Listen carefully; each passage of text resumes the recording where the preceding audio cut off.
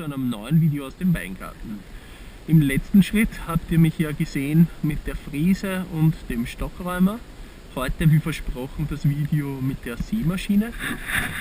Eine Sämaschine, die ist nicht klassisch für den Weinbau geeignet, aber wir haben einen recht breiten Reihenabstand im Wagraum, deswegen funktioniert das bei uns ganz gut. Wir haben hier hinten den Feinsamenstreuer. Ich klappe euch das mal auf. Es ist jetzt schon eingefüllt, das reicht für ein paar Reihen. Das sind verschiedene Glieharten, Espasette, verschiedene Gräser auch ein bisschen, damit der Weingarten eben dann wieder Nährstoffe bekommt durch diese frische Begrünung, die dann später gemulcht wird. Ja, das ist ganz einfach angetrieben über ein Rad, also keine Zapfwelle, keine Hydraulik, ganz einfaches Gerät über das Rad mit einem Kettenantrieb angetrieben. Man kann noch verstellen, wie viel man streuen möchte, sind da ungefähr in einer Mittelstellung.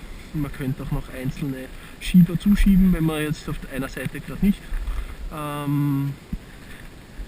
streuen möchte.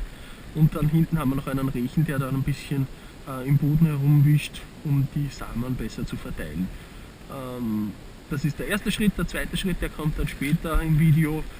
Werdet ihr sehen, wenn ich mit der Walze fahre, da drückt man die Samen nieder, damit sie dann hoffentlich sehr gut anwachsen. Es ist für die nächsten Tage ein Regen vorhergesagt. Das sollte dann dazu führen, dass die Samen aufkeimen. Ja, wir fahren gleich los. Es ist heute ein toller Tag. Schön kühl.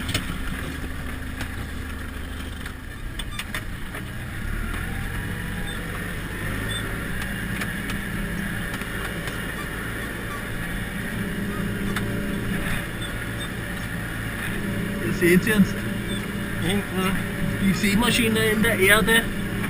Die Samen fallen einfach nur hinaus, über die Radumdrehungen wird bestimmt wie viel. Hinten den Rechen sieht man ein bisschen das abgestorbene Gras und die Samen verteilen. Das Ganze kann man in einer recht zügigen Geschwindigkeit machen. Am Ende der Zeile wird hochgehoben, damit das Rad sich nicht dreht und nicht weiter gestreut wird.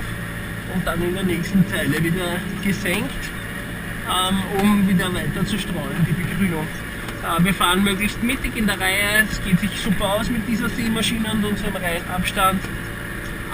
Wir wollen natürlich dort keine Samen hinstreuen, wo wir später mit der Rollhacke und mit dem Stockräumer fahren. Da würde man ja unsere Begrünung gleich wieder zerstören. Also wir versuchen es nur im Fahrbereich zu lassen. Das haltet die Begrünung aus, wenn man dann da später drüber fährt. Und da wird nur gemulcht. Aber wenn die einmal ausgesamt hat, die Begrünung, und das ist eine mehrjährige Begrünung, wir wollen sie nicht mehr so gleich wieder wegmulchen, sondern wir wollen schon schauen, dass man sie dann erst, wenn sie ausgesamt ist, wieder mulcht.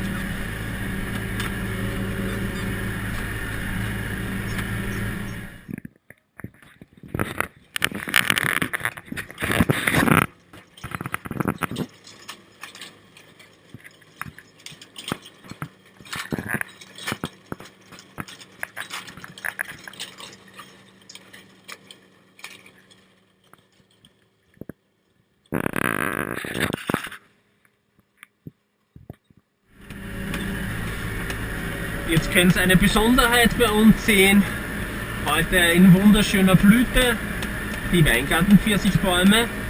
Das sieht man heutzutage eher selten.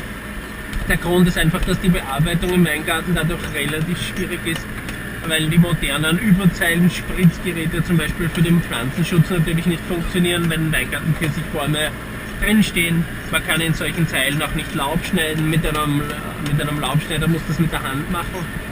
Aber das sind ganz wunderbare, helle Pfirsiche. Ihr könnt das in den zukünftigen Videos dann mitverfolgen. Eine ganz tolle, alte Tradition, diese Weingarten-Pfirsichbäume.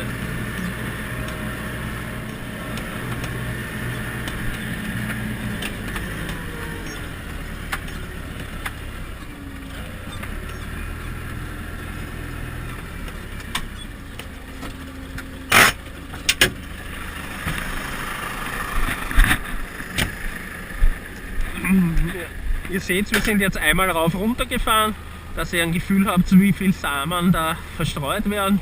Also es ist jetzt ungefähr die Hälfte der Kammer geleert. Das heißt, wir können noch einmal rauf und runter fahren und dann werden wir neue Samen nachfüllen.